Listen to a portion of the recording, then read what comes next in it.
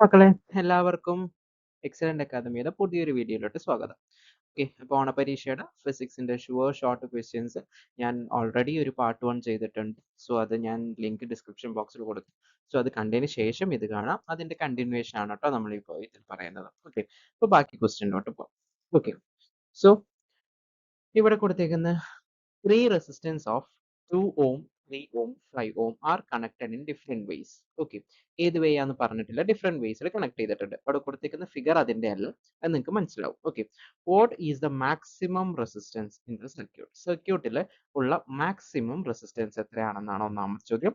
രണ്ടാമത്തെ ചോദ്യം, what is the minimum resistance? അതിലുള്ള മിനിമം റെസിസ്റ്റൻസ് എത്രയാണെന്നാണ് രണ്ടാമത്തെ ചോദ്യം. And can you make an effective resistance of 2.5 ohm in by this resistance? ഈ resistance വെച്ചിട്ട് 2.5 ഓമിലുള്ള ഒരു ഇത് ഉണ്ടാക്കാൻ പറ്റുമെന്നാണ് ചോദ്യം. ഓക്കെ, ഫസ്റ്റ് ക്വസ്റ്റ്യൻ എന്ന് പറയുന്നത് മാക്സിമം റെസിസ്റ്റൻസ് ആണ്. നമുക്കറിയാം മാക്സിമം റെസിസ്റ്റൻസ് കിട്ടണം എന്നുണ്ടെങ്കിൽ 3 റെസിസ്റ്റേഴ്സ് എന്തിൽ കണക്ട് ചെയ്യണം? സീരീസ് ആയിട്ട് കണക്ട് ചെയ്യണം. ഓക്കെ, സീരീസ് ആയിട്ട് കണക്ട് ചെയ്യുന്ന സമയത്ത് നമുക്ക് കിട്ടുന്നതാണ് 2 ഓം, 3 ഓമും അതുപോലെ 5 ഓം. ഇത് മൂന്നും കൂടെ കണക്ട് ചെയ്യുമ്പോൾ ആർ എഫക്റ്റീവ് സീരീസ് എന്ന് പറയുന്നത് R1 plus R2 plus R3 ആണ്. സോ അത് മൂന്നും കൂടെ കൂട്ടുമ്പോൾ നമുക്ക് എത്ര കിട്ടും? 10 ഓം എന്ന് കിട്ടും. ഇതാണ് ആ സർക്യൂട്ടിൽ ഉണ്ടാക്കാൻ പറ്റുന്ന മാക്സിമം റെസിസ്റ്റൻസ് എന്ന് പറയുന്നത് എത്രയാണ്? 10 ഓം ആണ്. ഓക്കെ, സോ ഫസ്റ്റ് ക്വസ്റ്റ്യൻ്റെ ആൻസർ ആയി. സെക്കൻഡ് ബി ക്വസ്റ്റ്യൻ എന്ന് പറയുന്നത് എന്താ? വാട്ട് ഈസ് മിനിമം റെസിസ്റ്റൻസ് എന്നാണ്. മിനിമം റെസിസ്റ്റൻസ് എന്ന് പറയുന്നത് അത് എന്തിൽ കണക്ട് ചെയ്യുമ്പോഴേ മിനിമം കിട്ടുള്ളൂ? പാരലൽ കണക്ഷനിലാണ് ഏറ്റവും മിനിമം റെസിസ്റ്റൻസ് വരുന്നത്. റെസിസ്റ്റൻസ് വളരെ കുറയുന്ന ഏതിലാണ്? പാരലൽ കണക്ഷനിൽ. സോ അത് വെച്ച് നോക്കുമ്പോൾ നമുക്ക് കിട്ടും 1/R1 1/R2 + 1/R3 എന്ന് വെച്ചിട്ട് കണക്ട് ചെയ്യും. ഓക്കെ, സോ അവിടെ കിട്ടുന്നത് 1/2 + 1/3 + 1/5 എന്ന് പറയുന്നതാണ്. സോ അത് നമ്മൾ ചെയ്തു വരുമ്പോൾ നമുക്ക് കിട്ടുന്നത് 31/30 ഓം എന്നായിരിക്കും. ഓക്കെ, അത് സോൾവ് ചെയ്യണമെന്നില്ല, അത് അങ്ങനെ എഴുതിയാലും മാർക്ക് കിട്ടാറുണ്ട്. ഓക്കെ, സോ അതാണ് ബി ക്വസ്റ്റ്യൻ എന്ന് പറയുന്നത്. ഇനി സി ക്വസ്റ്റ്യൻ എന്ന് പറയുന്നത് can you make the effective resistance of 2.5 resistance എന്നാണ്. അതായത് ഈ മൂന്നെണ്ണം എങ്ങനെ വേണമെങ്കിലും നിങ്ങൾക്ക് കണക്ട് ചെയ്യാം. രണ്ടെണ്ണം പാരലൽ ആയിട്ടോ രണ്ടെണ്ണം സീരീസ് ആയിട്ടോ, അല്ലെങ്കിൽ മൂന്നെണ്ണം സീരീസ് പാരലൽ ആയി കഴിഞ്ഞാൽ എന്തായാലും 2.5 കിട്ടത്തില്ല എന്ന് നമുക്കറിയാം. ഓക്കെ, മാക്സിമം എന്ന് പറയുന്നത് എന്താണ്? 10 ആണെന്നും മിനിമം എന്ന് പറയുന്നത് ഏകദേശം എന്താ പറയുക 0 പോയിന്റ് സംതിങ് ആണ് കിട്ടുന്നത്. സോ അതിന്റെ ഇടയിലാണ് എന്ത് 2.5. സോ എന്തായാലും ഒരു കോമ്പിനേഷനിൽ കണക്ട് ചെയ്യുമ്പോൾ നമുക്ക് എന്ത് കിട്ടും? 2.5 കിട്ടുമോ എന്നുള്ളതാണ് ചോദ്യം. ഓക്കെ, സോ കണക്ട് ചെയ്ത് നോക്കുമ്പോൾ connect in 2 and 3 ohm resistance in series and 5 parallel to both. അതായത് 2ഉം 3ഉം സീരീസ് ആയിട്ട് കണക്ട് ചെയ്തിട്ട് അതിന് പാരലൽ ആയിട്ട് എന്ത് വെക്കുക? 5 വെക്കുക. നോക്കിയേ, 2ഉം 3ഉം സീരീസ് ആയിട്ട് കണക്ട് ചെയ്യുമ്പോൾ നമുക്ക് എത്ര കിട്ടും? അവിടെ എഫക്റ്റീവ് എന്ന് പറയുന്നത് 5 ഓം കിട്ടും. ഓക്കെ, അതിന്റെ ഫിഗർ ആണ് ഞാൻ അവിടെ കാണിച്ചിരിക്കുന്നത്. ആ മുകളിലുള്ളത് 2ഉം 3ഉം റെസിസ്റ്റേഴ്സ് കമ്പൈൻ ചെയ്ത് സീരീസ് ആക്കി വെച്ചേക്കുക. സീരീസ് ആയി വെക്കുമ്പോൾ എത്ര കിട്ടും?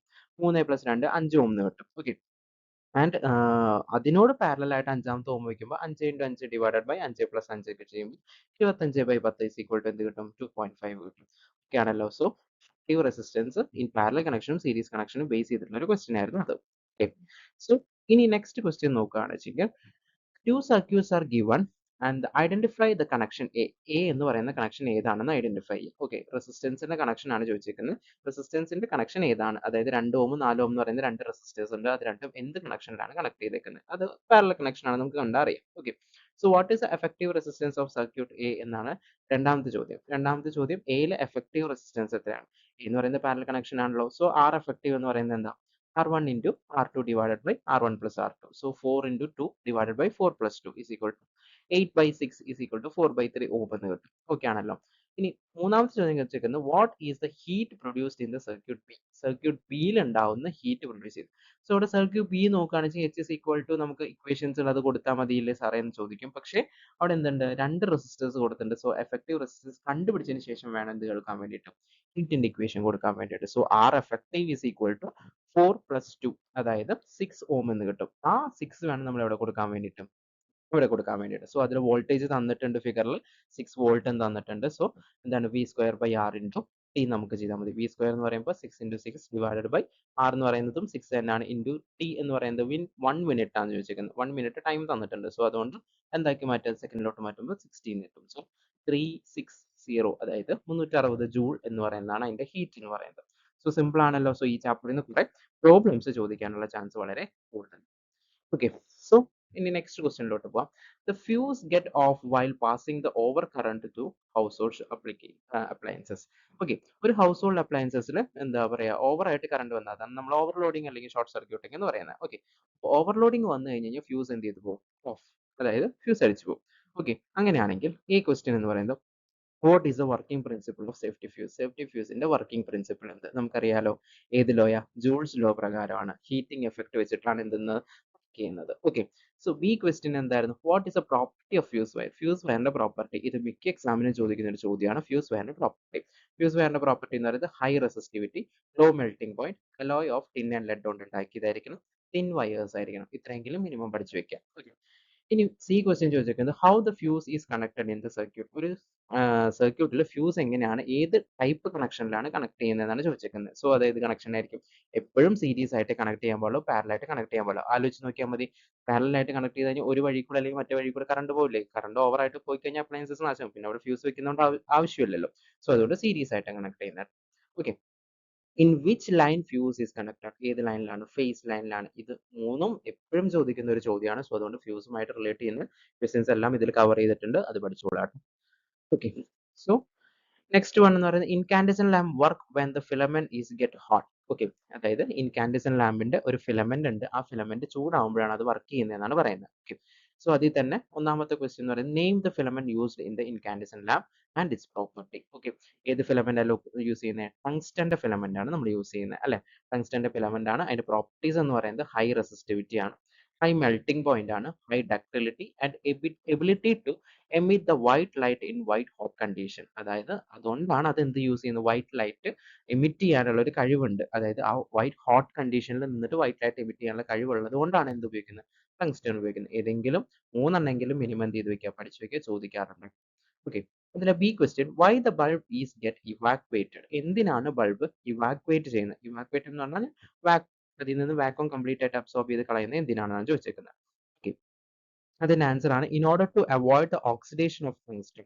ടങ്സ്റ്റന്റെ ഓക്സിഡേഷൻ തടയാൻ വേണ്ടിയിട്ട്, അല്ലെങ്കിൽ അത് എന്തായിട്ട് പോകും? ഓക്സൈഡ് ആയിട്ട് മാറിയിട്ട് ഓക്സിജനുമായിട്ട് റിയാക്ട് ചെയ്തിട്ട് അതിന്റെ ഓക്സൈഡ് ആയിട്ട് മാറിയിട്ട് ബൾബിന്റെ അത് എന്ത് ചെയ്ത് ഫിലമെന്റ് ദ്രവിച്ച് പോകും. സോ അതില്ലാതിരിക്കാൻ വേണ്ടിയിട്ട് എന്ത് ചെയ്യുന്നു? ഇവാക്വേറ്റ് ചെയ്യുന്നു. ഓക്സിജനെ കംപ്ലീറ്റ് എടുത്ത് മാറ്റുകയാണ്. അതാണ് ഇവാക്വേഷൻ എന്ന് പറയുന്നത്. ഓക്കെ. സോ സി ക്വസ്റ്റ്യൻ എന്ന് പറയുന്നത് why the bulb is filled with inert gas? എന്തുകൊണ്ടാണ് ബൾബ് ഇനേർട്ട് ഗ്യാസ് വെച്ച് നിറച്ചിരിക്കുന്നത്? ഓക്കെ. അതെന്തിനു വേണ്ടിയിട്ടാണ്? വേപ്പറൈസേഷൻ തടയാൻ വേണ്ടിയിട്ട്. Vaporization can be reduced by the filling some inert gas at the low pressure inside the bulb. ബൾബിനകത്തുള്ള pressure കുറച്ച് എന്ത് ചെയ്യാം? വേപ്പറൈസേഷൻ തടയാൻ വേണ്ടിയിട്ടാണ് എന്ത് ചെയ്യുന്നത്? അതിനകത്ത് ഇനേർട്ട് ഗ്യാസ് ഫില്ല് ചെയ്യുന്നത്. ഇതൊക്കെ ഇടയ്ക്കിടയ്ക്ക് ചോദിക്കുന്ന ചോദ്യങ്ങളാണ്. What is the disadvantage of incandescent lamp? Incandescent ലാമ്പിന്റെ ഏറ്റവും വലിയ ഡിസഡ്വാൻറ്റേജ് അത് ഫസ്റ്റിൽ തന്നെ ക്വസ്റ്റിനിൽ പറഞ്ഞിട്ടുണ്ടായിരുന്നു. എന്തായാലും ഹീറ്റ് ആവുമ്പോഴാണ് വലുതാവുന്നത്. Okay. Major part of the electrical energy supply to the incandescent lamp is lost as a heat. Okay, hence the efficiency of this device is very less. Okay, അതിന്റെ ഇത് വളരെ കുറയാനുള്ള എഫിഷ്യൻസി കുറയാനുള്ള കാരണം മേജർ പാർട്ട് എന്തായിട്ട് പോകുന്നു?